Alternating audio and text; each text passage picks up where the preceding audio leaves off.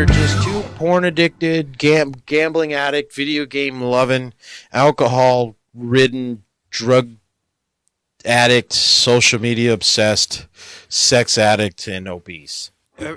Men want to blame women, right, for dating being as terrible as it is now. Mm-hmm. Men are to blame too.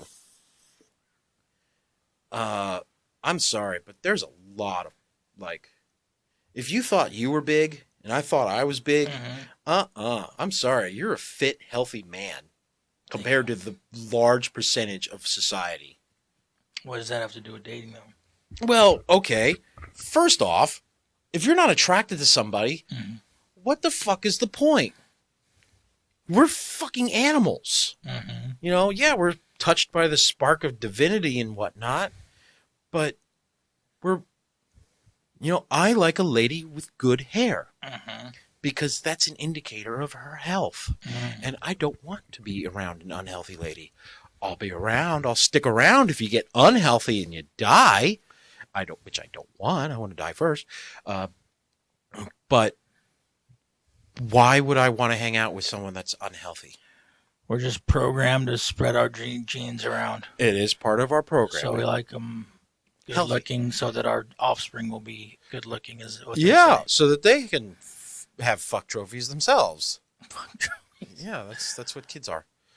Procreation rewards, whatever. But men are at fault. Men are also at fault. They, first off, I don't know how many men are addicted to porn, but let's just look up.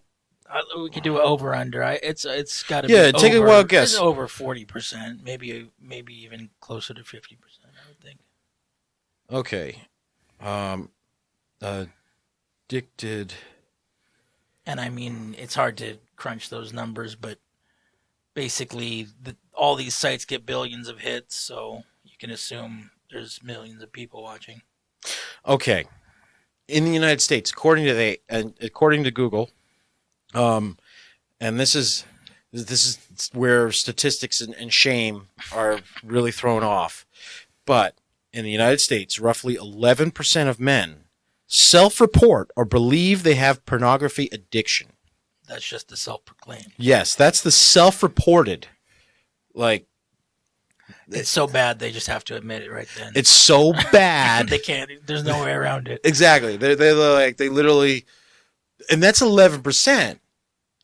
I'm going to say it's 40%, like you are.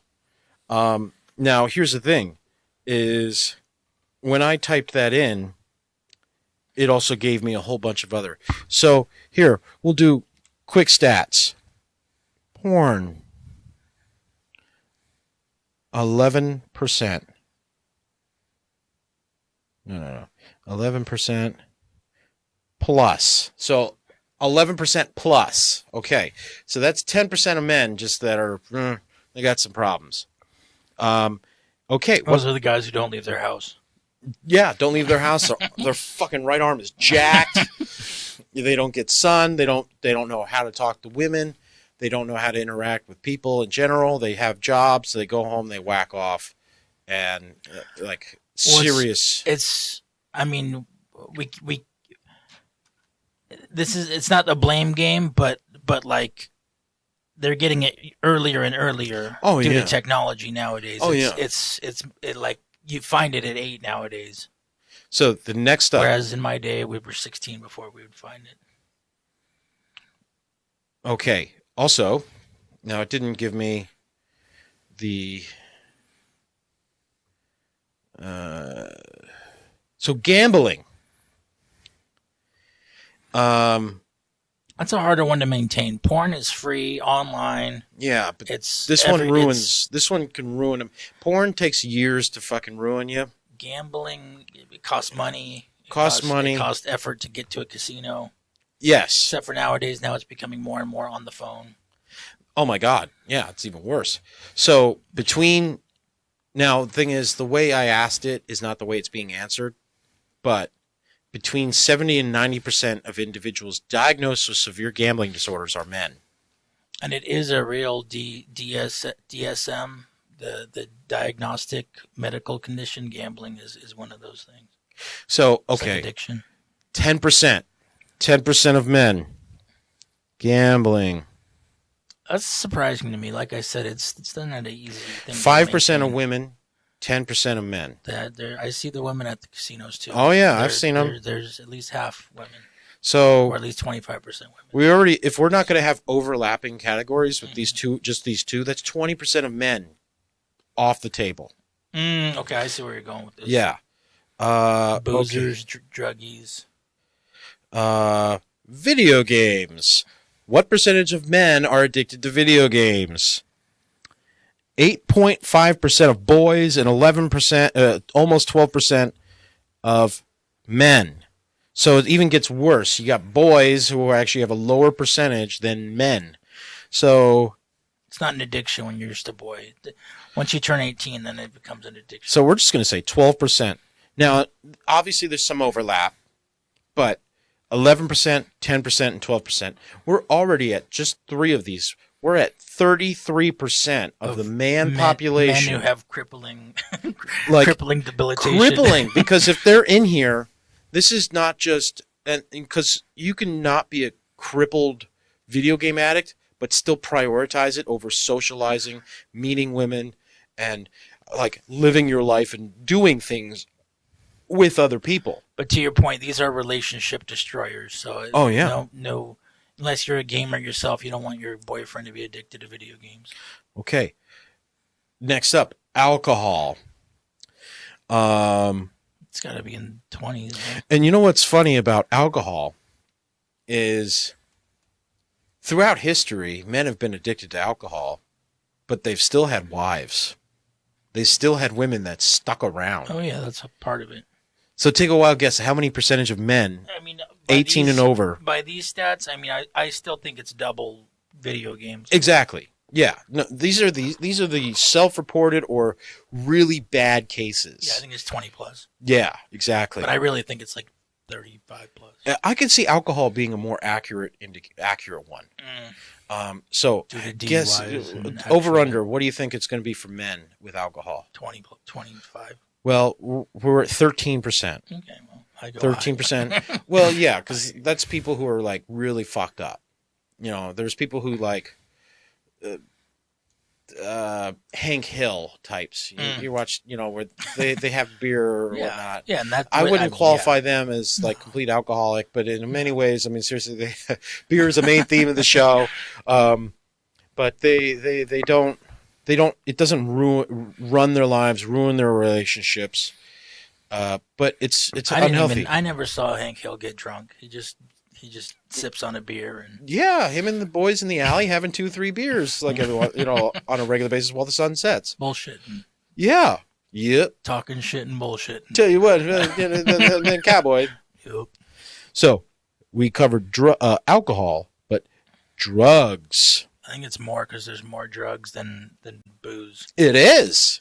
So here it says 11.5 to 20% of men 12 and older.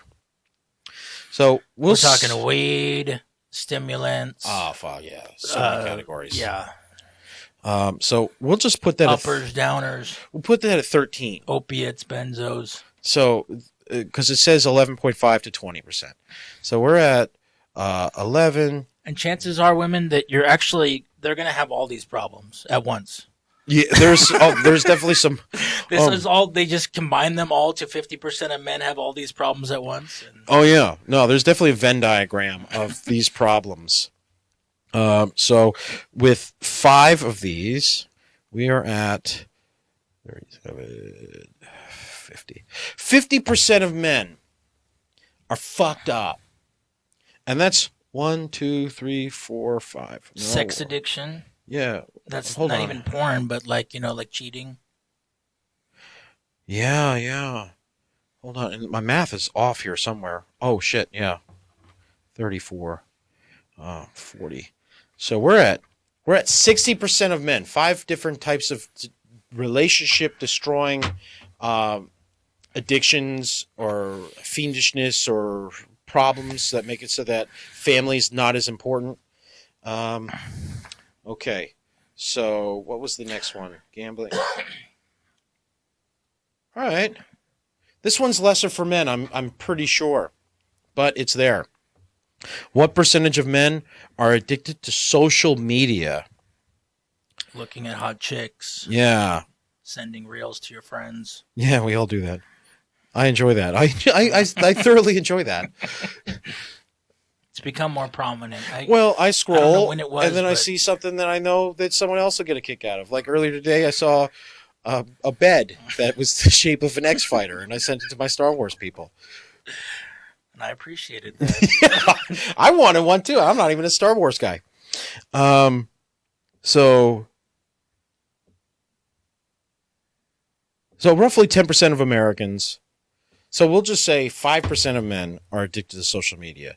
And I know that is a low number because more women, I'm going to say women are more addicted to social media. So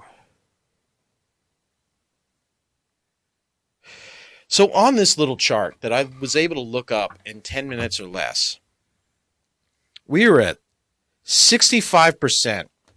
If we just added them all up, no Venn diagram of overlapping, and I'm sure there's a ton of overlap, so it's not just every single person is their own thing. So we have an entire generation of men, two to three generations of men. Oh yeah, let's look up sex addiction. That one's a destroyer of a relationship. Yeah, cheating, strip clubs, hookers. Yeah, we know a couple people like that. Creeping. Yeah, being a creeper. What's it called? Peeping Tom. Okay, it's not that big. So 3 to 6%. You know what? Fuck it. Men are worse. So I'm going to write 5%.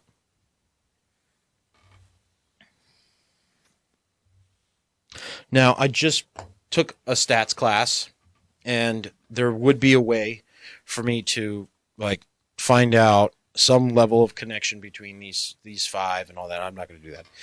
But here we are with porn at 11, gambling at 10, video games at 12, alcohol at 13 with same as drugs, social media and sex addiction both at 5. And that's just our rough estimate. That's 70%. So we'll just say 70% of men fucking suck at relationships. And women still put up with it. Well, here's the problem, is that, and if there is no overlap, we'll just exaggerate it for the hell of it. If there is no overlap, and it's just each one of these has their own individual things, that's only 30% of the population that they could choose from. And that's people over 50 too. So and at least 10% of them are fat. Oh, 10? 10? Oh, yeah, let's do this. That's how you started this. Yeah. What percentage? They're fat or old. Yeah. What percentage? Which, in my opinion, is not the worst thing in the world. All right. Well, we're not even going to go obese. What percentage of men are obese? Okay. What's your guess on obesity? That's really high. That's like 40%. You're right. 39 to 43%. So we're just going to write 40% obese. So we're already, if we were to just say there's... We're talking about in America, right? In the United States. Yeah. There's other countries that are worse, some that are better. And there's regions that are worse and some are better. Looking at you, South Dakota, fat asses. So we're already at 110%. So when you're a woman, you have to kind of choose what you're going to deal with the rest of your life. And these things all escalate, and so let's people get worse, not better. Let's put these all in a. Let me see if I can get these all into one sentence. Women have to choose between a whole pool of men who are sex addicted, obese, social media obsessed, drug addicts with alcohol problems that play video games way too much when they're not gambling or jacking off to porn. Or cheating on you. Or cheating on you. Yes. So, yeah, men fucked up somewhere along the line. Well, you looked up the men, and then the women have those equal problems as well. Yes, but it's always lower until we get to like social media, and heck, let's real quick. Women come with their own set of problems. Yeah, let's I'm gonna just find out, just to go back to blaming women. Ooh, women. Obesity. Guess how many women in the USA are obese? 30 plus. It's 41%. That's about right. Holy shit.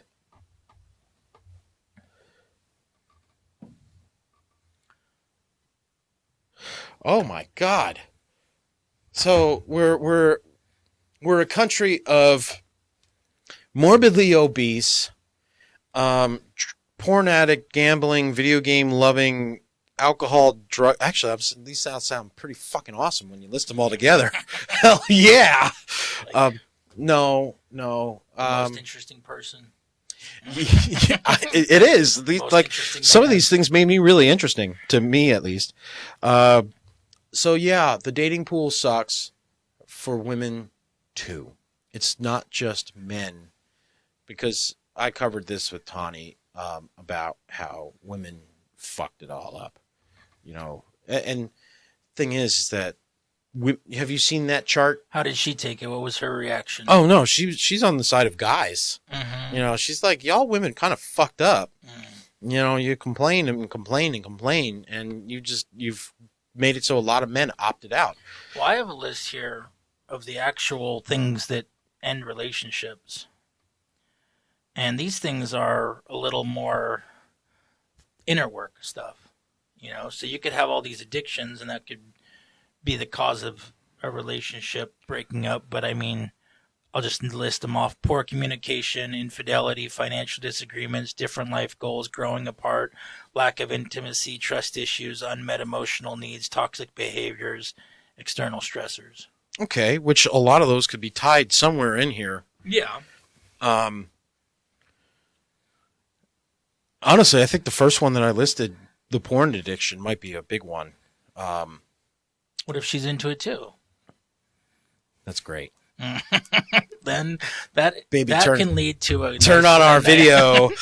But you've seen that. Have you seen that chart where it's like, this is the men, this is the women, and every woman is picking the top 3 guys? Yeah, I mean, this gets into incel stuff. This is where men start getting angry and bad-mouthing women. Exactly. So we got this, this group. And they're the losers down here. They're the bottom 60%, and they're like, why can't I find a girl? You got the losers at the bottom, and all the women going up to the tippity top. And yeah, it's true. That's kind of where women fucked up. But for you four guys at the bottom of the fucking 8-man dot thing I just drew, it might be you too. Maybe you're just too porn addicted, gambling addict, video game loving, alcohol ridden, drug addict, social media obsessed, sex addict, and obese. So, you know what? In a way, this might correlate with these stats. Because if you just add all the stats up, which is that's wrong. It's bad math. Right. Well, yeah. We were within 6. We were already, or 7 of these things. We were already at 110%. There is no such thing as 110%, except for how much you should give coach.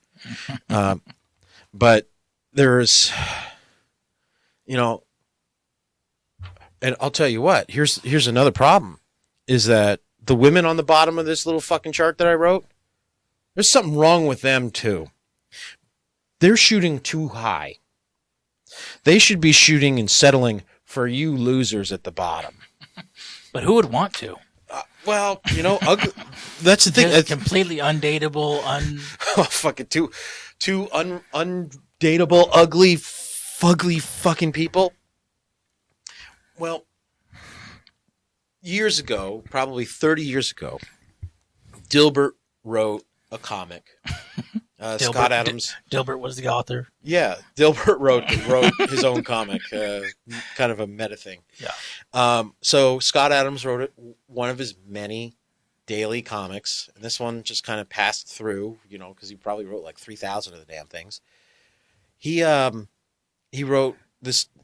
One of Dilbert's female coworkers was like, "I want to get married," and Dilbert's like, "Oh, fuck, why?" And she's like, "Well, statistically, married people are happier." And Dilbert's like, "That's a stupid way of looking at it." And the reason being was that, and he explained it to her, and she got all angry because he explained it to her correctly, that, well, that's a dumb way of looking at it, because who would want to marry an unhappy person? You want to marry a fellow happy human being. So the flawed way of looking at it is that, oh, because you're married, you're happy. No, it's happy people tend to get married to other happy people. Yeah, and successful relationships thrive when both parties are happy. Yes. Or so you're, that point is, this is you're on the bottom, looking up, and you're like, oh, I want to be married, but you're not in a place to be married because you're going to bring your unhappiness with you. Yeah, or your incompetence, or you're going to bring your drug addict porn. I mean, just pick two. Like, there's enough guys that have 2 or 3 of 5 of these fucking things. Well, these things are a vicious cycle, which is when you're depressed, then you go back to the the porn and the gambling and the. Oh, eating disorders. We could go on. I could literally write just... Actually, you know what? I could see some happy people. In fact, there are a lot of people who are on YouTube that they get in a relationship and they're like, honey, let's start up a YouTube channel where we eat different takeout foods and we rate it. And you see the first episode picture where it's like 2 healthy, skinny people. And then like a year later, they're like these fucking whales. The food will do that. Oh yeah, it's also delicious. It's not good food. It's poison. We're eating. It's poison. Good food, but it's not healthy for you. We have been systematically poisoned for the profit of a few. And not just food, all these other things too. They want you to drink, and they want you to just go and watch porn, and what else is on that list? Gambling, drugs, and alcohol. And then the more poor you are, then the more work you'll do for the system. Yeah, you're trapped. You are never free, especially once you're in debt. Well, and there's stuff coming out this last week that, strawberries and how supposedly they're healthy for you. No. Why not? Because they're full of fucking poison.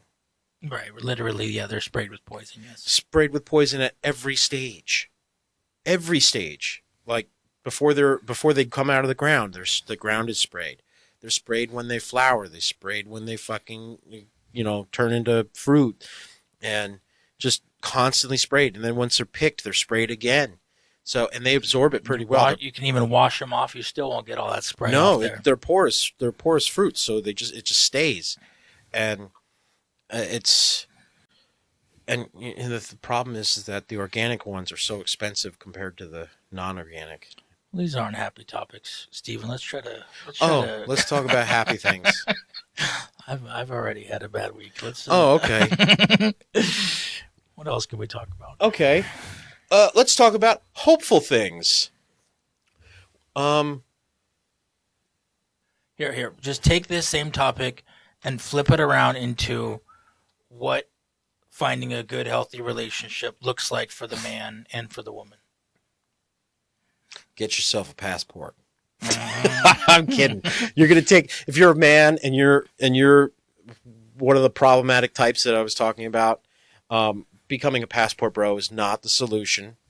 That's why they have a bad name, is because they're the undesirables tend to. Yes, there's a lot of losers that just go over there and get rolled for whatever they got.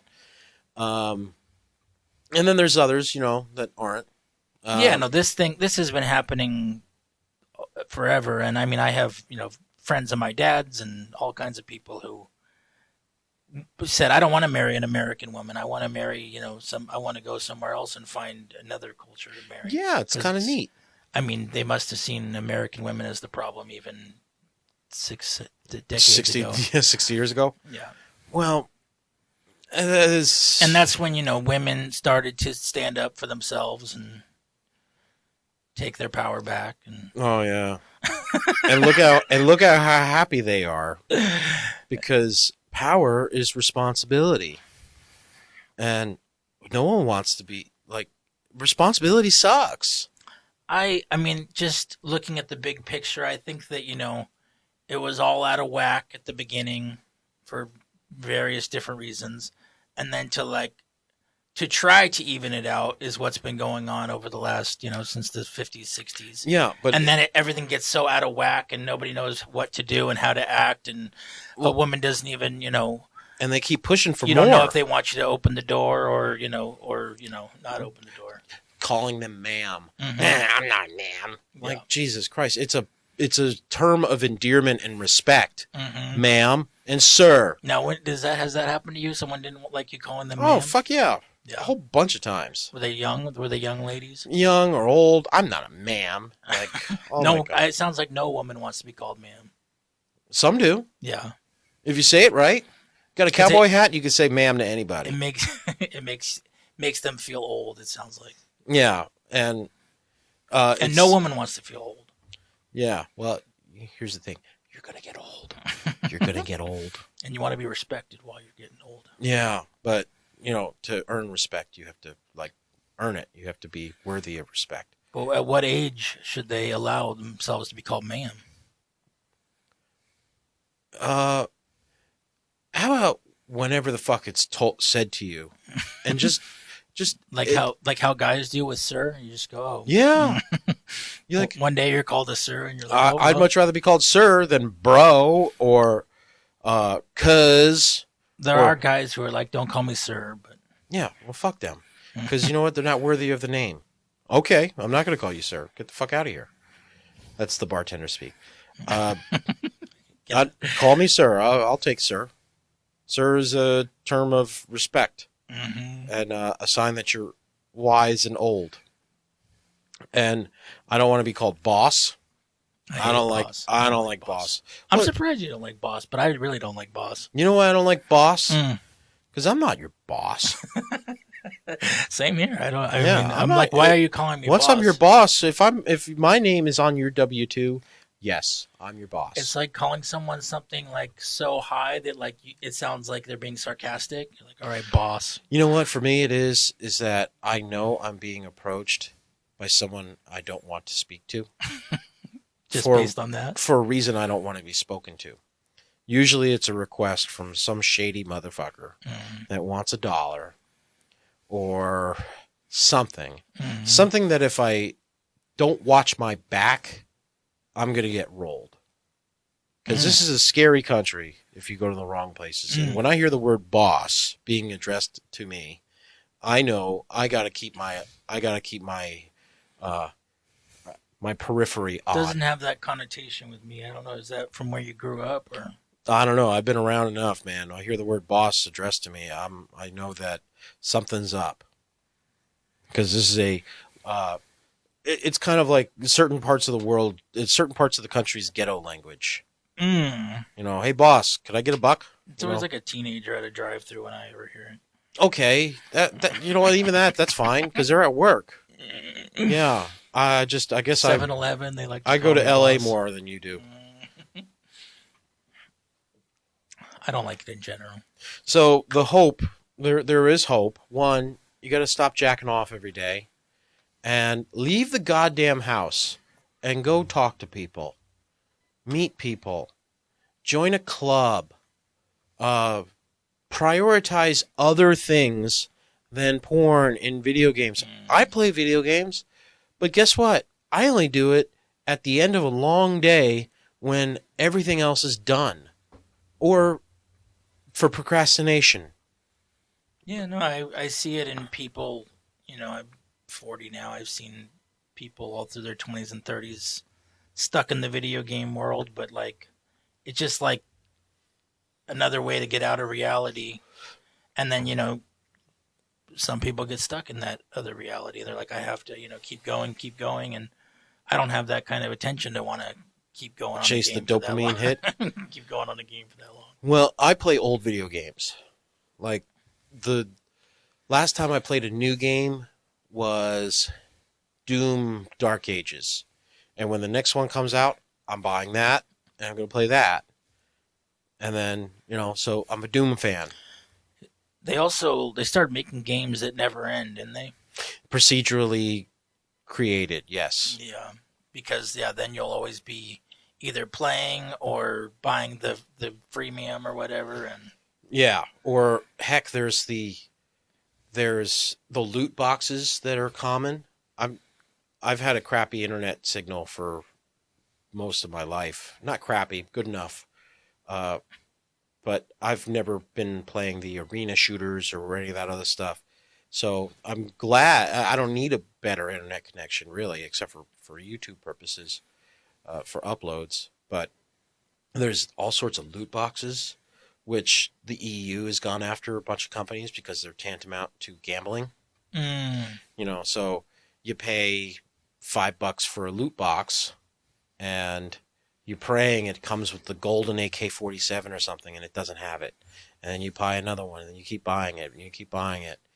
It's the same thing as the Pokemon card, type addiction. Yeah, no. Once you start talking about gambling, like a lot of things are gambling. Stock investing can be gambling. Oh yeah, making a business can be gambling. Like yeah, a lot of stuff is gambling when you really look at it. All sorts of things. Yeah, almost everything's a gamble. Just leaving the house is a gamble. I got in a car accident today. And that was. You didn't see gamble. that? Didn't see that coming? Didn't see that coming. I didn't have that in the fucking cards. Driving the car, definitely a gamble. Yeah. Going into a bar is a gamble. You might meet the love of your life. You're not going to at the bar. You're going to meet fucking bar people. Everywhere you go. But yes, just get out of yourself. Like, stop doing the same thing over and over again. Makes you far more interesting to yourself and to other people. So, yesterday when I went to that 50th birthday party, I met a handful of new people. I was around. I talked to extensively to a couple of beautiful women that were very nice and charming. And I know that if I keep doing new things, social occasions and whatnot, I will meet more people. And just don't be a fucking weirdo. And if you're addicted to porn, you're way more likely to be a weirdo. Gambling, not so much. That one is not a socially crippling one. You seem like you're good at being out in the world and trying new things and socializing. It seems like part of your whole personality. But I love sitting at home doing nothing. But was there a time when you weren't as sociable? Yeah, when I was playing video games all goddamn day. I just mean habitually, where you didn't go out as much, or when you were a young teen, or Yeah, high school-ish. I went from Catholic school to a big old fucking public high school with the craziness of Washington or whatever. Yeah, in the Maryland area. Maryland. Well, the problem was that, I went from a place that people paid many grand a year or a couple grand a year, probably $3-5 a year for my education. And then I went to public school where no one, there's 30% of the population doesn't give a fuck about their kids and how they behave. So you're stuck in the same building as them. But socially, did you go to dances? Did you go to clubs? Did you? Not do that. I've never been a crowd guy. So when you started to really mix into the world, it's either at jobs or bars or... Yeah, mostly. Yeah. Bars. There's social occasions, July 4th barbecues and all those, those fun things where people... Yeah, I just meant in your, was it your teens or 20s or... My whole thing is I hate a place that I can't talk. If I have to yell to meet people, Like a club, hey, a club. Or... I like your boots. Yeah. What did you say? Mm-hmm. No, fuck that. And a lot of people meet that way. I don't know how they do it. I mean, you just get on the dance floor and you jump up and down for an hour. Mm-hmm. That's not me. I go to a club, I'm going to try to find the Pac-Man machine in the back, which there a lot of them have it for people like me. I don't know what good clubs have Pac-Man in back, but I don't know. The ones that bars do, I bet. Well, okay, let's just say there's been many social occasions where we've gone somewhere and then I've left. And then just known that, like, okay, at closing, they're gonna be, at the entrance. I'll just disappear. Is Pac-Man your go-to or Frogger? I mean, if it's there, whatever. Any of those old cabinets, I'll take. Yeah. Yeah. If they got a Mortal Kombat machine or Rampage, which I never got to play Rampage as a kid. You'd go to Pizza Hut, and because you got the little free pizza because you read like 6 books or pretended to, and then they'd get you the free personal pizza. Your dad would have a pitcher of beer, and eat his pizza, and you'd just watch in the corner of your eye the Rampage demo, just playing back and forth. Yeah. I was such a good kid. I never even thought of faking reading the books. I was like, I have to actually read these books. No. All the other kids were probably just faking their way through it. Fuck yeah, dude. And I was sitting there reading books. We've been in the AI generation forever. Fake it till you make it. I mean, heck, people would even buy, what's the one cheat book? Cliff Notes. Cliff Notes, yeah. Yeah, Cliff Notes. Yeah. Or like the book will be this thick, but the Cliff Notes will be this thick. Yeah, you started seeing those in college and stuff. Yeah. That's all you need. Get the gist of the... Well, my thing has always been just show up for class, every single class, and you'll know everything you need to get your passing grade, and then get the fuck out of there. So in a way, it's more work to show up for every single thing and pay attention during class. But that's where I excel. I can guarantee you that I would be able to get a letter of recommendation from 95% of my professors that I've ever had. And on our topic, school is a great place to meet people. Not anymore. No? No. Maybe the right school. If you go to like... You don't think college is a good place to meet people? Hardly. Why? Everyone's busy. They're this. The moment class is over... Yeah. No one looks up.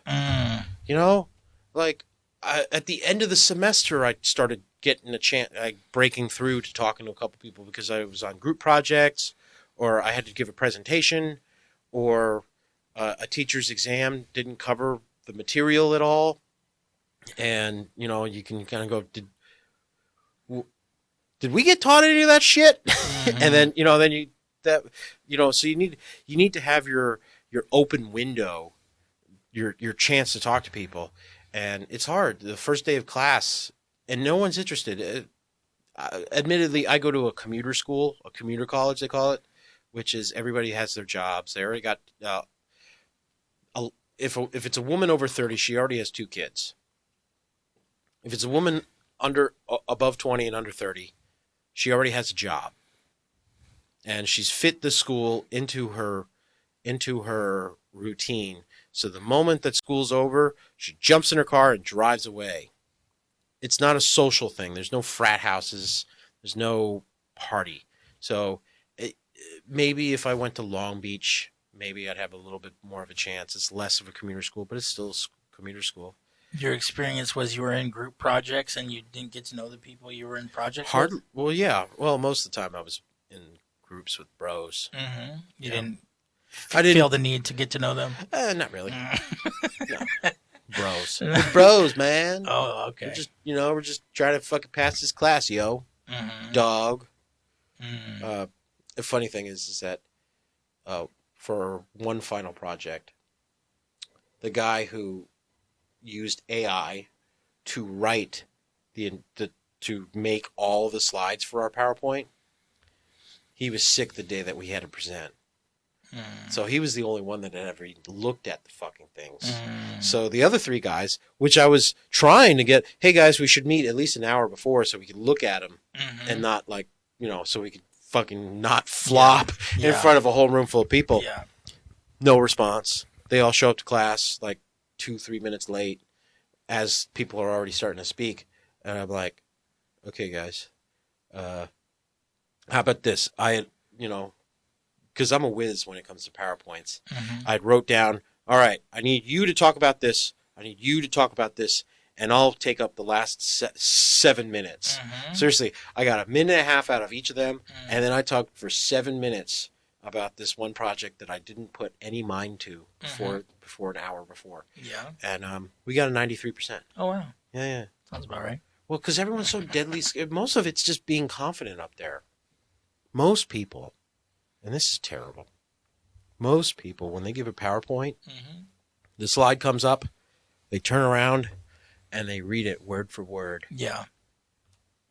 And then they'll have a slide that's terrible. Yeah. Because it's just this long fucking sentence, and then they just look at that and just read it the whole time.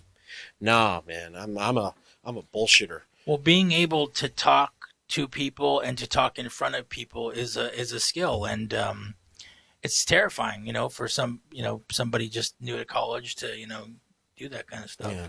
Well, I think they should. It makes you the life of the party if you can do it. No, I don't want to be the life party. Well, it sets you above the rest if you can do it. Karaoke. Karaoke's a great skill for PowerPoints. It's almost the same thing. There's so much overlap. The words are on a screen.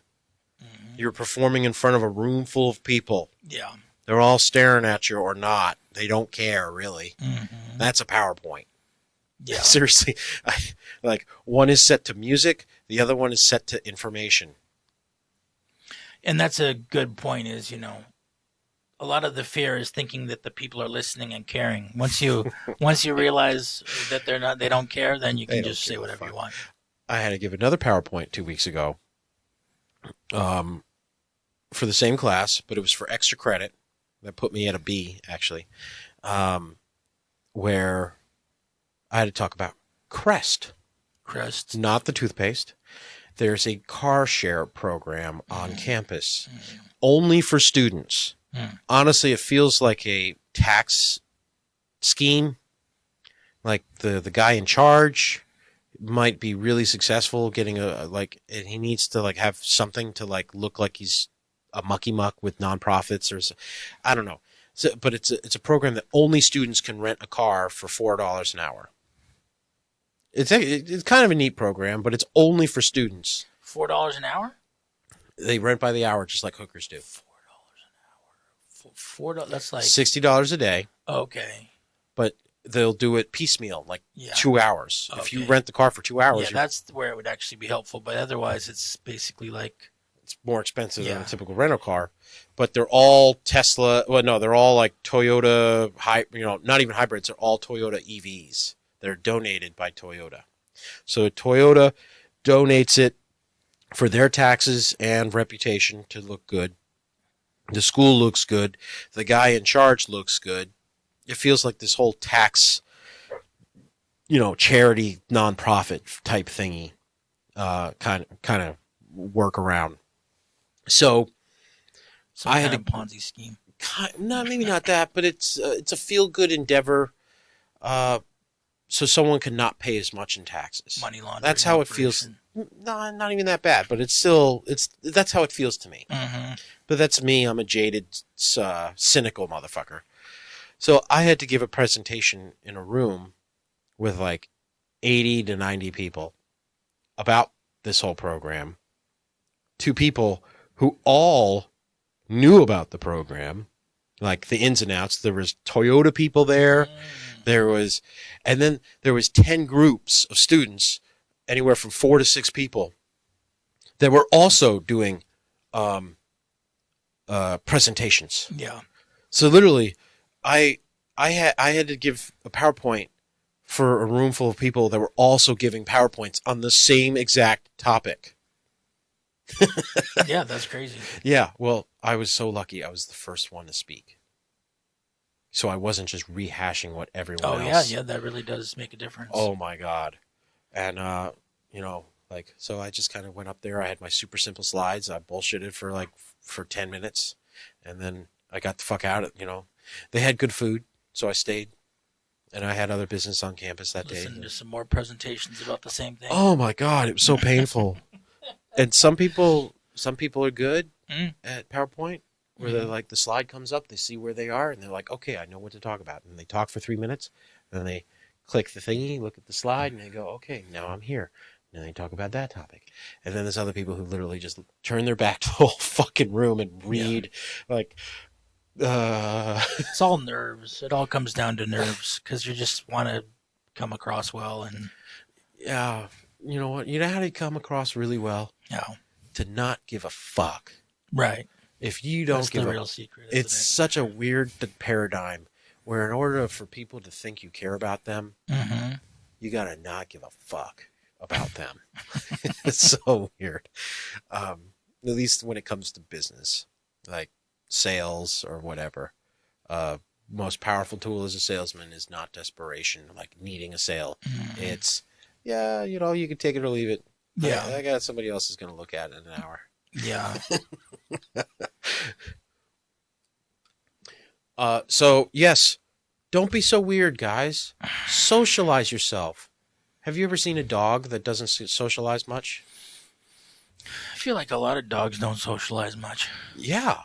So, a lot of Chihuahuas aren't socialized. They're terrible dogs as it is, but they don't interact with other dogs. Yeah. There's a high percentage of them that are purse dogs, where someone keeps them in a purse all day, and then if another dog gets too close, they freak out. You know, like, keep your dog away from my dog, my baby, kind of thing. Yeah. And all that does is creates a schizo fucking weirdo dog that doesn't know how to interact with other dogs. People are the same fucking way. You and I have a mutual acquaintance who's weird. You know who I'm talking about. Yeah, at least one. Yeah. And he's weird as shit. And he's always going to be weird. He doesn't socialize. That is, in this particular scenario, and as a rule, if you were very sheltered, you're not going to really be able to communicate with people as well. And we need to be able to, because we could tell when there's a weirdo about. And my favorite thing is to exude a little bit of weirdo energy, and then use, then hit them with charm, so that, like, you can see they're on their back foot, and then you hit them with like actual good conversation. And then some of it is just being willing to, okay, I've had my 2 minutes with you, talk to other people, and then you come back, and then now this person's like warmed up because they know, you've got your social validation somewhere else. Yeah, it does a lot to, kind of schmooze around, for sure. Well, they call it social proofing in pickup. Yeah, exactly. The pickup artists are scientists. In many ways, social scientists. It is a social science, the pickup artist. Yeah. And of course, these assholes who only value women for one thing have worked out this science to manipulate women to sleeping with them, who have not. Here, we could actually put that on my list of pickup artists. Players. Pickup artists, players. A pickup artist is even worse than a player, because they're like, it's a science. They're like manipulating people. Oh, yeah. So there's. In the worst ways. Yeah. And you know what? The pickup artist is a charming, delightful human being to hang out with while you're useful to him. Players only love you when they're playing. Yeah. Well, it's a skill set that you use just to learn what charisma is, and then use it to manipulate people. So. Yeah. Which is kind of what charisma is in general, but it's kind of better to be more authentic. And well, there's using your powers for good, and then using your powers for evil. And there's a book on charisma that I read a portion of, that there's a large portion of it that's just about Bill Clinton. The charisma master. In many ways, yes. Bill Clinton is an expert at remembering names. That's they say that in like one of those books, like How to Win Friends. I think like knowing someone's name is the most important. Like just saying their name. The thing that people like to hear the most is their own name. Yes. Yeah.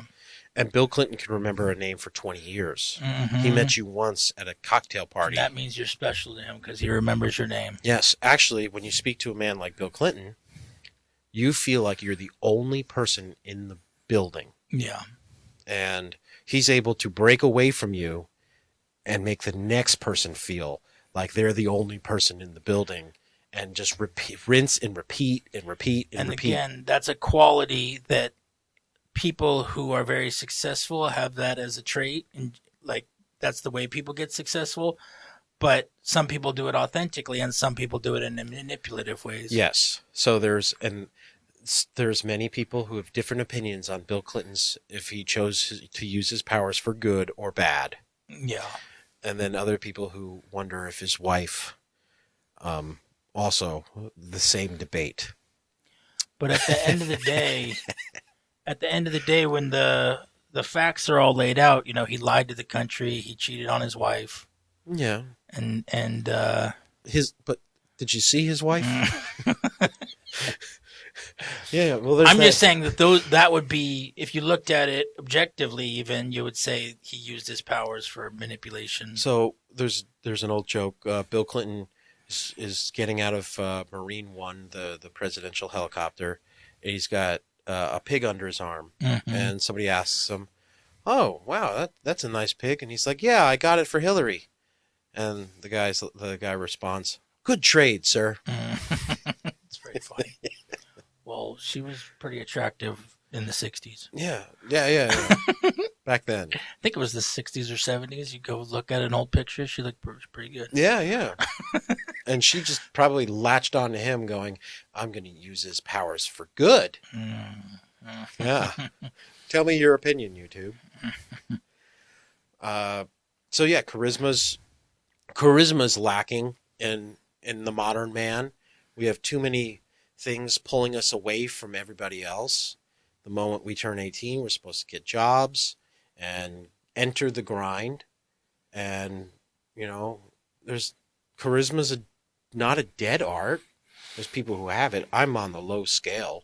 I'm going to say I'll say I'm a 5.5 on a scale of 10. Because there's people who are way more charismatic than I am. It's a hard thing to measure, but it's interesting. Yes, I don't like them though. And yeah, and that's another thing is like people who don't have charisma don't like people with charisma.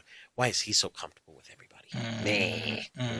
There's a lot of haters, and there's unquantifiables on why men are to blame for the dating pool. There's haters. I can't just ask Google what percentage of men are haters. Because there's plenty of them in the dating pool, tainting the whole thing. What's your definition of a hater, or your example of haters? What I just because isn't everybody doing that all the time? We're just hating on other men.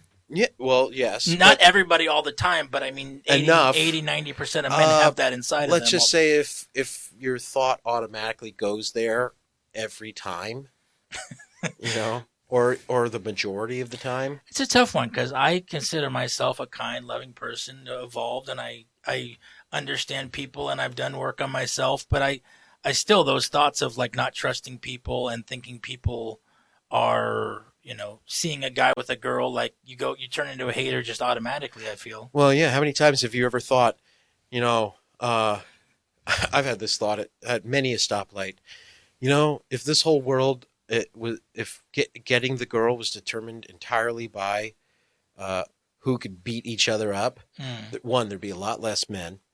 And yeah, because I could beat up a lot of guys. But if that was the scale, for one, I'd probably already have an eye patch and some cool facial scars, and I'd have like a harem of women if I survived, because there'd only be a few of us. Which I don't think is the worst thing in the world, honestly. But yes, the hater. It would be the real top 10% of this list, where they're the ones who actually killed the bottom 90%. Yeah, exactly. Yeah, it'd probably be the guys at the middle, because the guys at the top would be like have everybody challenging them. So yeah, there's the hater mentality, which is unquantifiable. We have hard stats.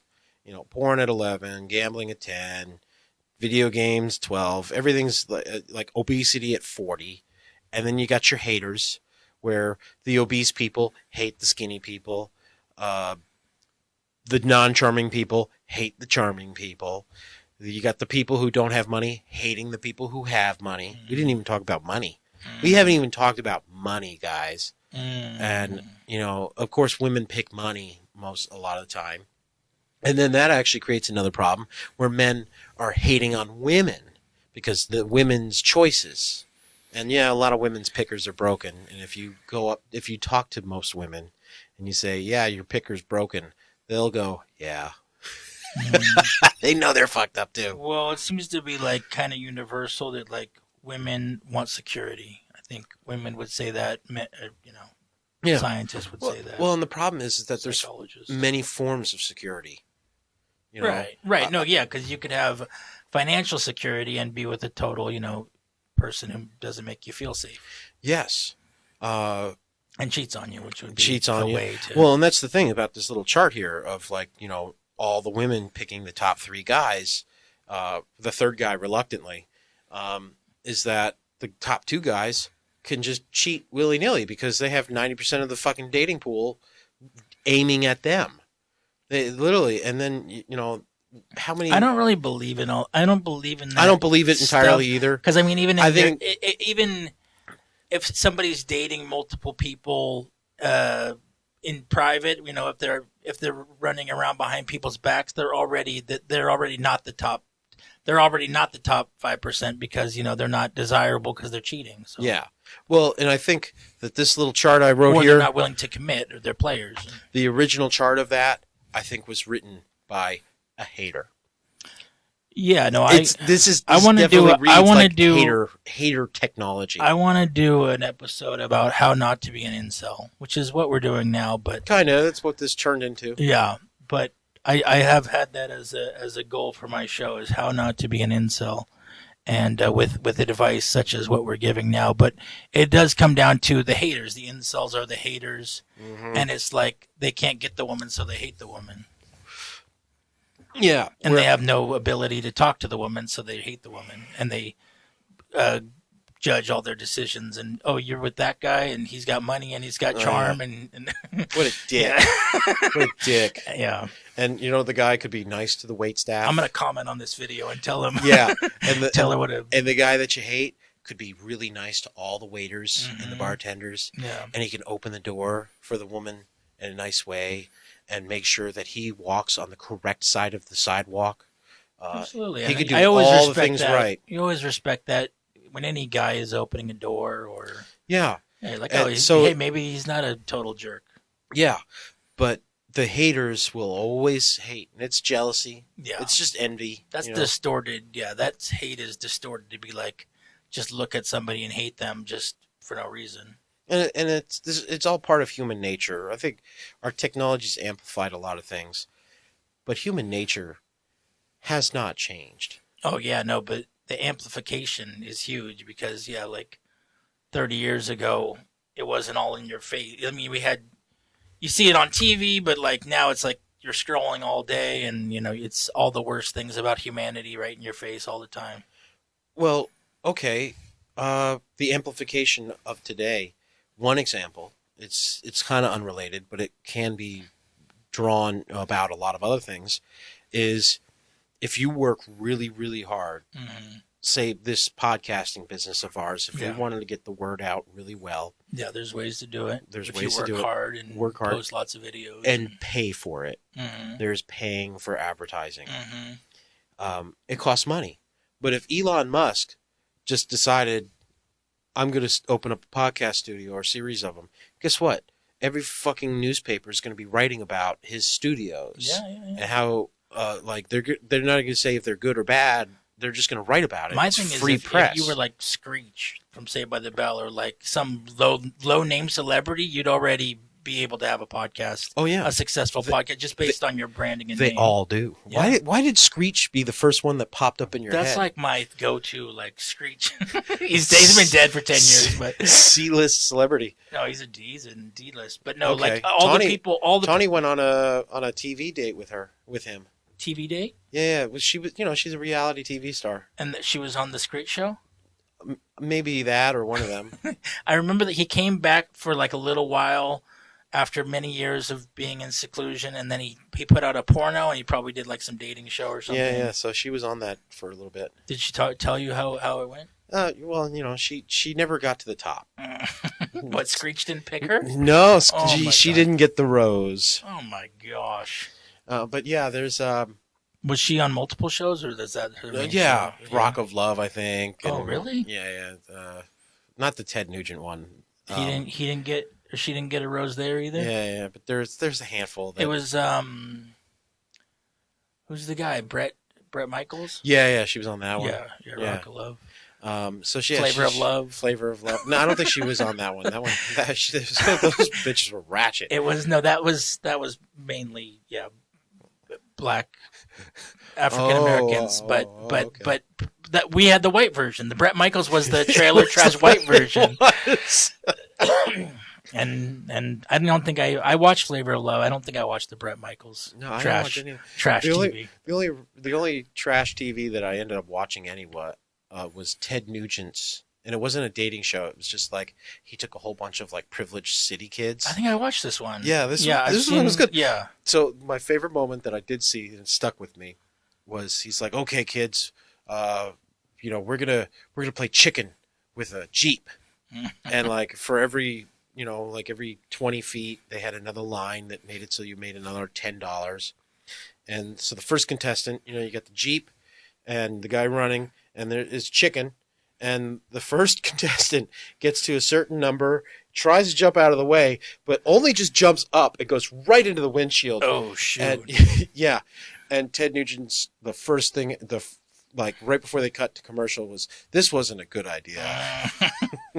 That was, he was started to be on VH1 a bunch, but the one thing I remember about him is he's batshit crazy. Yeah. He's Ted Nugent, he's guns. Out of his mind. Guns and Pabst Blue Ribbon and all that other shit, and taking city kids and making them kill a chicken to eat that night. He might even be sober, but he has that rock star crazy lunatic thing going on. Yeah, and you know what? Actually, I agree with some of his mentality of like, yes, people from the city should know how to cut up, like, kill a chicken and eat it. Right, yeah. Everyone should. And I'm a suburbanite. I don't know how to fucking do that. Yeah. Like, I would fuck it up somehow. I'd cut the chicken's head off, and then it would run around and live for another 20 years.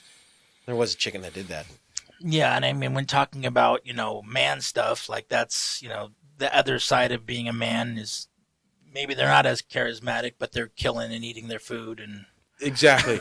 And I think in the non-quantifiables for why men aren't, like good for the dating pool is they're not as manly anymore.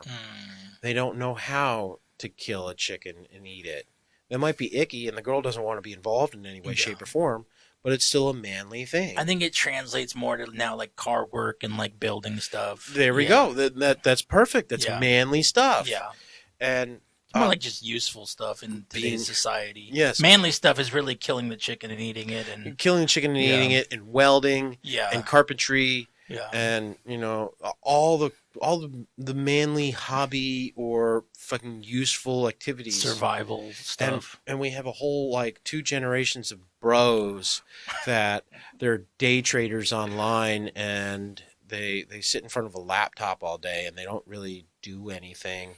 They're not manly. Yeah. It doesn't excite the ladies want manliness. And I've never been the most manly in those areas, but like you have to see the value in like being able to do things for yourself. Yes. Because the day trader, as you brought up a good example, is like somebody who just pays everybody to do everything and doesn't really value getting his hands dirty and doing things for himself. Which is attractive to a woman. Yeah, the ability to, honestly, if you ask a woman her fantasy, and obviously there's many different women, many different fantasies, but a very large percentage have a fantasy of moving out to the middle of nowhere, having a tiny little farm with chickens and carrots. Yeah. And, like, not flowers. Flowers are going to be there, whatever. but growing your own potatoes and having your own self-sustainable thing. Which is like that dream kind of crosses across different I want personality that. That's types. What I fucking want. Yeah, because there's like the hippie vegan girls who might be into it, but then there's also like the farmer girls who might be or into the ones it. that just don't trust the government. Yeah, There's a huge crossover for getting the fuck out of the city or the suburbs and being self-sufficient-ish. Yeah. Yes. Women will still always love Costco and Trader Joe's and Whole Foods. Depends on the type of girl. It's like a crossover, like, because you wouldn't consider yourself woke, but that's kind of like a woke thing to, like, go off grid and, like, do everything. Is it? Don't you think? Because you're waking up from being part of the system and going, like... No. The woke mentality is making it so that everyone has to comply to you.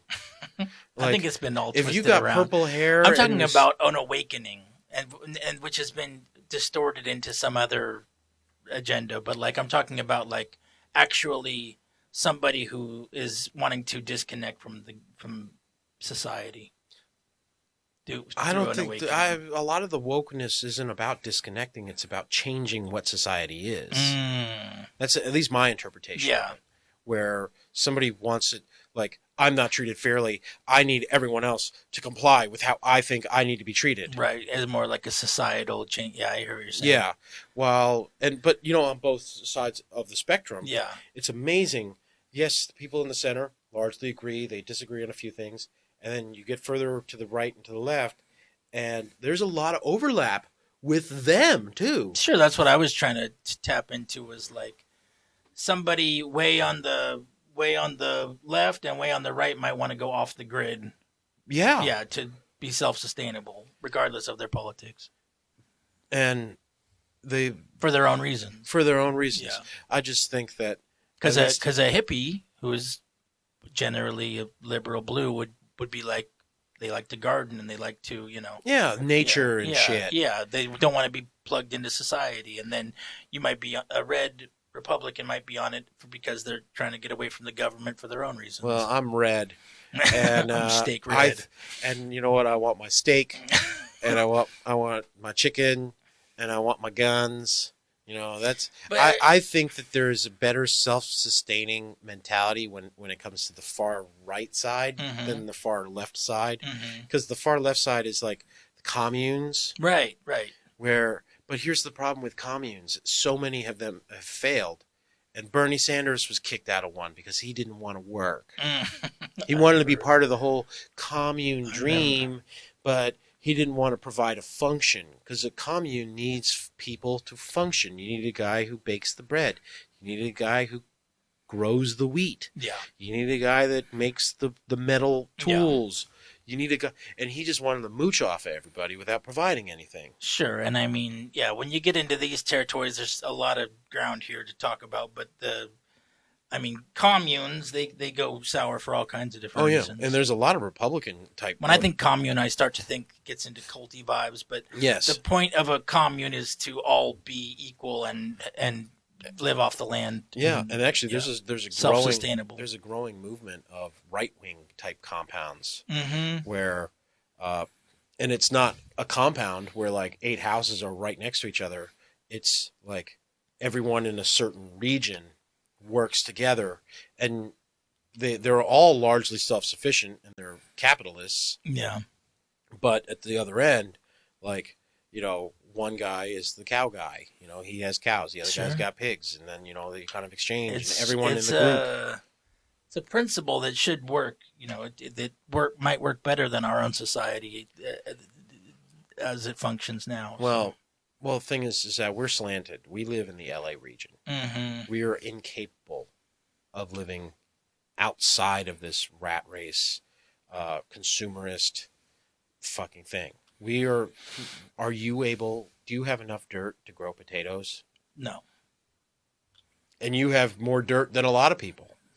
Yeah, no, but I mean, I grew up in the farm area where there's plenty of dirt out there to grow. But... Yeah, and I cannot wait. And it's only 2 hours away. It's not like it's a million miles away. 2 hours away. Yeah. 2 hours. You have to completely leave this region to have that experience. And imagine, and here's my thing is like, and I had a professor this last semester who kept on bringing up, we only have 2 senators in the state of California, and county of LA has more population than the 15 states put together. Mm-hmm. And it's like, okay, but these 15 states are far more self-sustaining. I'm not going to say harder working. It's just they aren't dependent on everybody else. LA is completely dependent on almost the rest of the world to survive. It cannot sustain itself. The people of fucking Wyoming can largely sustain themselves. They might not have all the gadgets and all the cool shit, sure, or refineries or a couple other things, but they're able to grow their own carrots and potatoes and store them and cows and all this other stuff. While everyone in LA, we still need to eat, we still need to drink water, but it's not here. It needs to be brought to us. Yeah. It points out, the large differences between where we are and Wyoming. I mean, there's just so many differences. Wyoming's nice. I heard it gets really cold. Fuck yeah, and windy. You can die if you go outside. Windy and cold. And when I was traveling there, I had to take all the water out of, because I was traveling like very nomadish. I didn't have a car.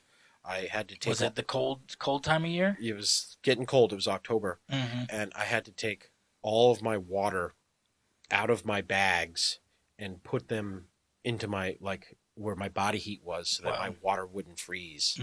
Yeah. Did it keep you warm too, or something? No, it's just I didn't want my water freezing. You kept it warm. I had to keep it I had to make sure that it didn't freeze, because if my water freezes, I'm fucked.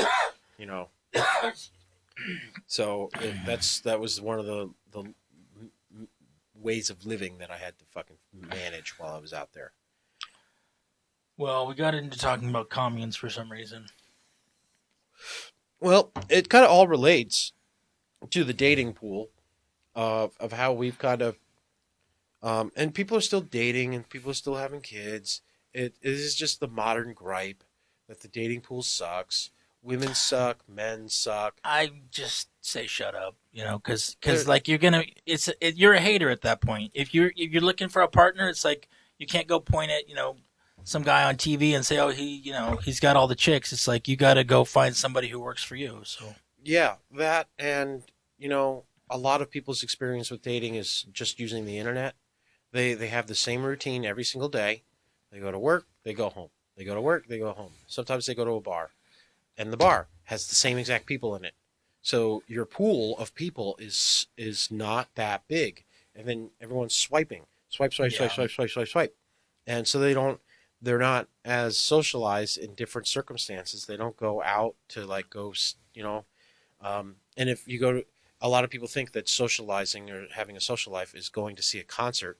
How could you fucking talk to somebody at a concert? That's very true. I found the internet dating world very lacking. And I did it for many years, but you sit there and you swipe, and you might get a date here and there, and they might even be decent looking or whatever. But it's like I mean, first of all, it takes a lot of time and energy. It's a business. It's a business.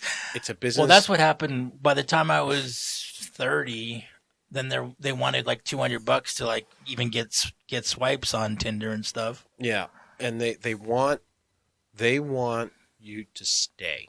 Mm-hmm. If within the first day, or the worst business model for Tinder would be matching people accurately, properly within a short period of time. Right. If they had everybody within a week getting into relationships and deleting the app, they can't sell ad space. You bring up a bigger issue, but I did see how it works, because it can be like the same girl over and over again. Like they're out there dating and they never find the guy, and they're always just at the top of my list or whatever. Back 5 years later, it's the same girl, Yeah. And I don't know if that's a girl thing, because she's addicted to dating, or if that's part of just the algorithm or whatever. Well, it's the free dinner. And I bought that girl dinner 3 times. So she changed her hair, and you're like, oh shit, you're the same chick. Yeah. So the No, if I recognized him, I'd be like, no thanks. I mean, it's just like you've been here so long, like you're obviously not dating material. Somebody hasn't taken you off the market, and and I'm there too, so that would be true of myself as well. But and one thing that we covered with the women fucked up dating is women's standards are way too high. Mm-hmm. So she's on this dating app for 5 fucking years, losing her value. Because women kind of like, not to say women are valued by, whatever, but in the harshest terms, she loses a lot of her value the older she gets. And, she keeps on thinking, I deserve a man that makes $250,000 a year, right? Is 6'2". Sure. There's plenty of videos. There's one that I really enjoyed watching.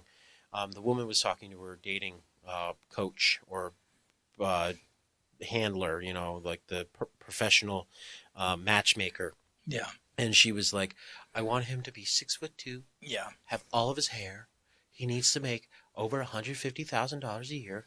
He needs to wake up every day at 6 a.m. and have a shake, every day. And then he needs to go for a jog. And then he needs to do this and he needs to do this. And like you can see the dating coach okay. Yeah. And she wasn't even halfway done with her fucking list of all these things. And he needs to be religious, but not so religious that we get into conflicts where he has philosophical debate with me. Mm-hmm. And he needs to be good with kids, and he needs to this and this. It's like she's looking at a Disney movie, seeing Prince Charming, and thinks, "I want that." It's really a fantasy land. Yeah, I want a fantasy. I don't want a real human being. But that's really the problem, because a real relationship is two real humans with real problems who work through their issues, and this is what you learn from talking to people who are older with successful relationships. And that's something that has gotten lost in translation when it comes to dating apps and the dating in the youth. Oh, yeah. Because there's so many options, but you're starting from, I want everything, and I'm not willing to, what's the word, cooperate or whatever. I'm not willing to... settle. Yeah, I'm not willing to compromise. Unwilling to compromise or settle for somebody that doesn't meet every single one of my expectations. Yeah. And that man does exist.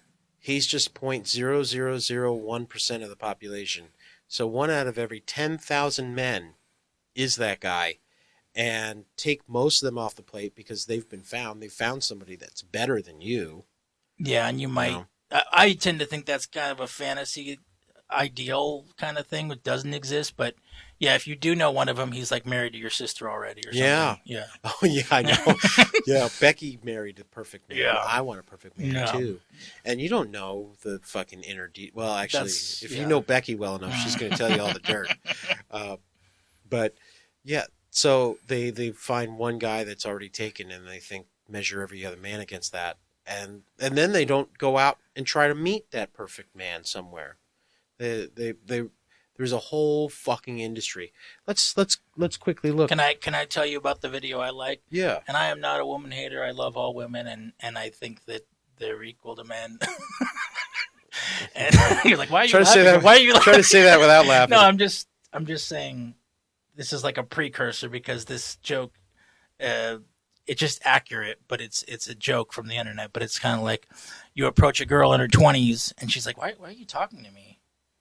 And then you approach a girl in like her 25, and she's like, kind of, oh, what's your name? And then like by the time they're 30 or 35, they're like, please come back. I'm looking for a partner. Yeah. Why aren't you talking to me? Yeah, my career is finally settled. Now I'm willing to. Yeah, we're good.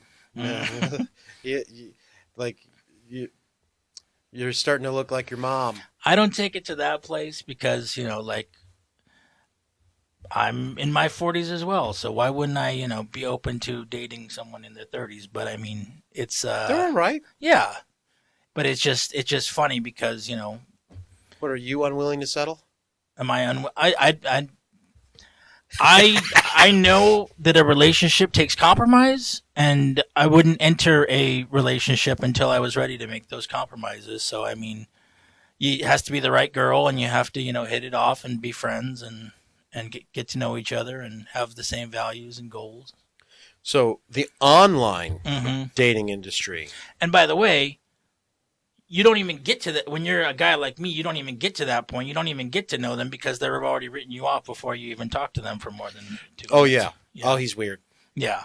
No, I don't like blah. And I mean, that could be people I meet in person, but online they're just like no. So I looked it up 2 different ways. The online dating industry is a $10 billion a year industry. $10 billion a year is spent. Yeah, they're the ones making the real money. Yeah, that's like $300 an American citizen. And that's just in the USA. In the whole world, offline, like in-person matchmakers and stuff, because that exists too. There's dating outside of online. That is a 3.3. That's a $3 billion industry. So there's like almost $15 billion spent.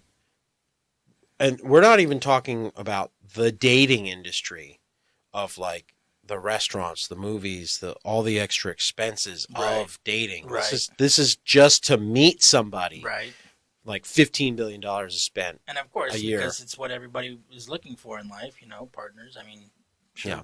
75-80% of people are looking for partners. Oh. Well, I don't like any. I only like a very small percentage. See, me, I have my own list. I want her to be, and I don't care about her job. Like, I don't really care. There's so many things I don't care. I need a good personality and small. Small. Like, does small mean fit, or does small mean like literally like 5 feet tall? 5'2". 5'2". Yeah, 5'2". I want to be able to put my chin on her head. Yeah. So there's been girls you met that were a little taller that you. Oh yeah, taller is. You wouldn't be as interested in. It doesn't work for me. I need you small. Mm-hmm. I need to be able to feel big. Mm-hmm. Like not that big. I'm talking like I want to be able to, yeah. I want to feel bigger, And oh my God, American women are so big, huge, gigantic, and I'm not even talking the obesity numbers. I'm talking just like size, and broad shoulders, and just like fucking hulking monsters. Yeah, well, people come in all shapes and sizes, and but they're too big here. I can find attractive people in all shapes and sizes. You're bigger than me, so like by comparison, they're smaller for you. Yeah, that's true. Yeah, and I'm not even a small guy. But I mean, models, they're like 6 feet tall, and 6 feet tall. That's our standard of beauty, is like a tall, slim woman, or even thick woman sometimes. Yeah. Everyone's got their own opinions. Keep your own opinions. It is all personal preference, and that's you can't. There's also that too. Yeah, you can't and go out a lot there of that is fucked up by porn addiction. Like you pick up a certain kink on one type of person, and now that's the only So like you meet somebody that's perfect and checks every other box for you, but because they're not like a big butt Latina. That's very true. Yeah, you're like, oh no, sorry, girl, I can't have you. I like big butt Latinas. There's a clip on the internet somewhere about a guy like, he's doing a man on the street in interviews, and he's like asking this guy who's engaged with this girl, "What's your fetish?" And he's like, "I like 'em Asian," and his white fiance is right there, and she's just like, "What?" It's the first time I'm hearing that. Mm-hmm. Yeah. So. And that was definitely probably a porn problem. It's hard to know, in my experience, like it seems like white men like Asian women, not necessarily just from porn. Yeah, I think it's because they're tiny and they're ladylike. Yeah, feminine. They're beautiful. They're beautiful, very just beautiful. Like all women. Yeah, all women are beautiful. Yeah. Have you met a lot of them? Have you met women? Hey. They're beautiful in all just shapes like and sizes. I would have the same thing if you said all men are great. I'm sorry. All men are not great. Yeah, all men are not great. All women are awesome. They're amazing. We love you, women. You're the best. I'm saying you could find an attractive feature in a lot of women. Oh yeah, yeah. I'm not... Regardless of your preference, you could say, "Hey, you have a pretty smile, or you have a nice physique, or whatever." Or, I like goofy faces. Yeah. You can make a goofy face, I'm happy. Everyone has their kinks. Oh yeah. So we covered how terrible men are, and maybe in the next episode we'll cover how to improve from the gooning generation. Gooners and... I'm gonna try to think if I have any final thoughts on this. Yeah, but gooning. Women have a problem with men because men have problems. They're gooner simps. I mean, OnlyFans. I mean, there's like $3 billion sent that way. I relate to the simps. That's a man, gravitating towards a woman, which is natural. The incels is the ones that I don't understand because they're just haters. Yes. And seems like there's something wrong with them. I don't know. I don't have the same empathy. I think simps do too much. Mm-hmm. They'll like empty out their 401k for some girl that doesn't even give them any real attention. Right. Yeah, whether it's your girlfriend or someone online. Yeah. I mean, I get why I get how it can be destructive as well, but you're not a simp if you get the girl to be your girlfriend. Yeah. And she's your exclusive girl. They call it being like pussy whipped or whatever. I don't fucking care. Yeah. That's men hating on each other, and we need a little bit. Well, of I'm that. saying that once it becomes destructive, once she's taking everything from you. Oh yeah. Now you're pussy whipped. Yeah. And yes, that's where men lose their See, we make fun of each other no matter what. Mm-hmm. That's part of our socialization. We're awful to each other, and if you can't handle it, then something's wrong with you. Yeah. There's a lot of men that, when we're razzing each other, mm-hmm. There is a fine line between bullying and being razzed, being, harassed a little bit. And, sure, and you can't tell the difference. You can't. In fact, the only way, and actually they are the same thing. It's just that, do you do it back? Yeah, just how you take it. You gotta take it. And Steven could say a lot of stuff to me. I'd be like, he means it with a good heart. But if somebody I didn't like said it to me, fuck that guy. So there is a fine line between bullying and brotherhood, and they're the same thing. You just have to give it back. Right. In fact, if we've given up on you, we don't bully you anymore. Well, not to change the topic, but the part that I see where the incels are coming from is that they're trying to not be the pussification of the man. So they're trying to stand up for the women are taking too much. Now we have to hate on them because if we don't, we're going to end up in a bad situation. Yeah. But so I'm for a man being a man, definitely. And, that means, earning the money and being equal or, helping, provide for the family. But yeah, not the power balance where the woman, becomes the main force in the relationship. I mean, there's some pretty forceful women out there, and I could see taking it, I could see and that's the thing. It's on a topic by topic basis. There's times where I want a woman to take charge. Mm-hmm. There's going to be a time where, she's in charge of this, and I'm just there to stand there and be a man. Yeah. And I'm okay. I'm cool with it. She's in charge of this. I've knighted thee to be in charge of this thing, and I'm just an observer. But to take it a step further, when it comes to being in a marriage or long-term commitment, would you give up all of your decision-making abilities when it comes to financial or no, or I it should be a conversation. To me, it should be equal, an equal conversation. I wouldn't want to if they're smarter, tell them what to do, and I wouldn't want them to tell me what to do. If they're smarter at it than me, yeah.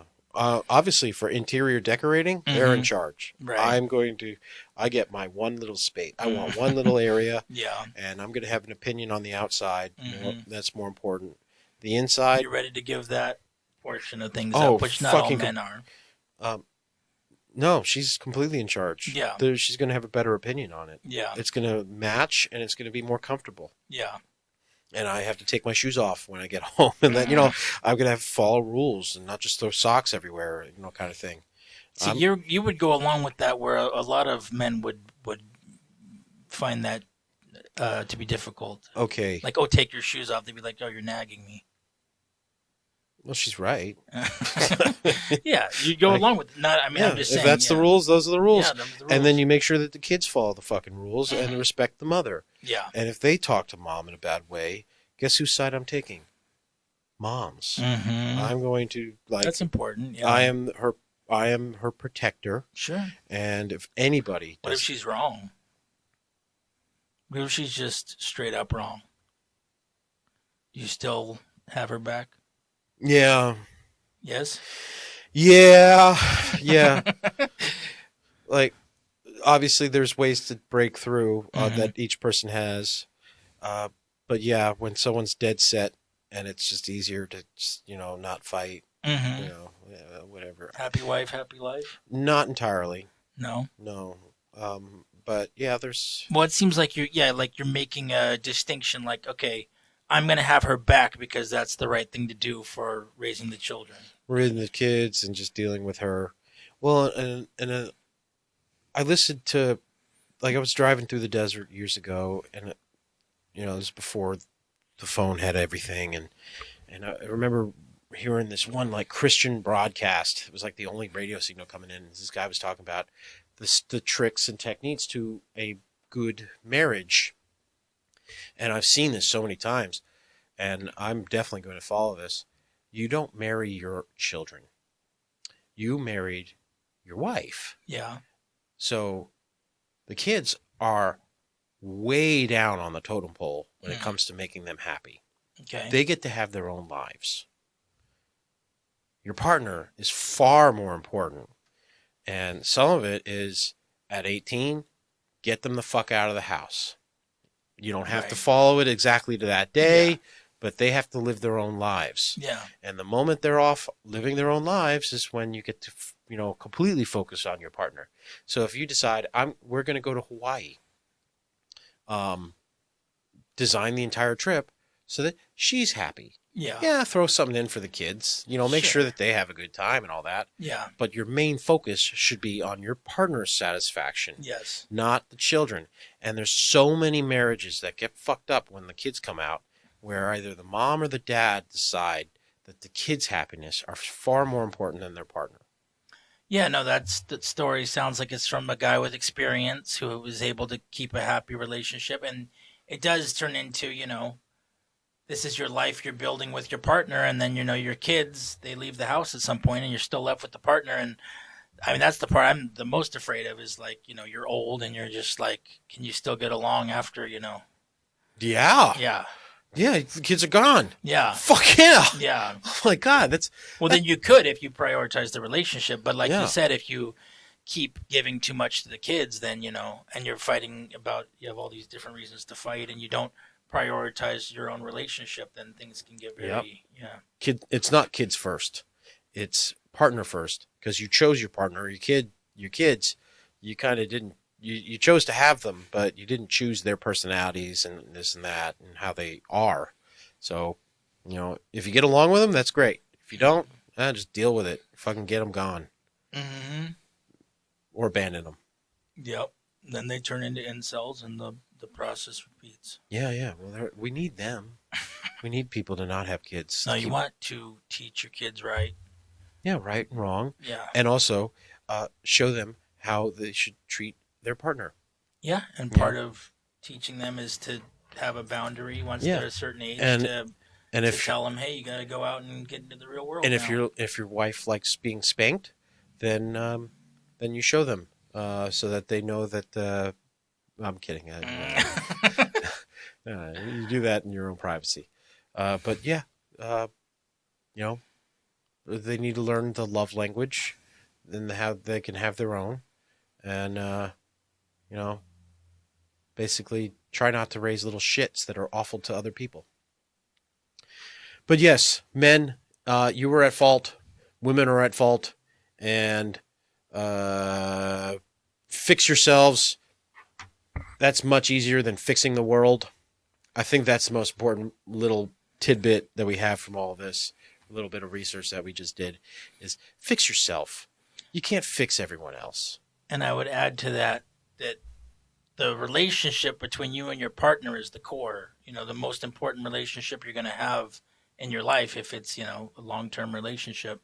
And so to work on yourself and those compromises with the partner, that's the most important part of the dating process, of having kids, after kids, is to be able to coexist with another human being in a kind and loving way. Yes. And so you should both be working on yourself all the time towards that goal. And most women like to be spanked, so remember that, guys. Thank you, Stephen. You're very welcome. Please subscribe. Please subscribe, comment. Tell us if you're an incel or a hater. I'm a simp. I admit it. You're a simp? Okay. I'm not. Online, because there's so many beautiful women online. I just want to tell them how beautiful they are. Oh, really? You don't see them? You don't see all the women? Yeah, I see them. But, you know, I subscribe when I, you know. Honestly, if they're beautiful and funny, that's the ones that I'm subscribed to. Yeah. And usually, if they're not funny, I get rid of them. There's a couple that I find kind of cute, and they're funny because, you know, there's a joke in there. Unfortunately, my feed has, and I unsubscribed to a lot of women because they do this one awful thing where, like, you got guys playing with fireworks or explosive, and it's about to explode, and then, like, instead of the explosion, it shows a girl, like, and then she jumps up and down, and her boobs shake, and I'm like, fuck, I wanted to see that goddamn explosion. I wanted to see the explosion. Like, then there's the reverse where there's a girl jumping up and down, and then, like, some guy comes in selling his car. Yeah. That's the way to really get hits. Yeah. So with that, everybody, thank you for watching. I'm probably going to chop this up into a few episodes because this is it's like 2 hours we talked. Try to cut me out when I'm smoking my vape in there. Oh no, I'm not. I don't have the editing takes so fucking long.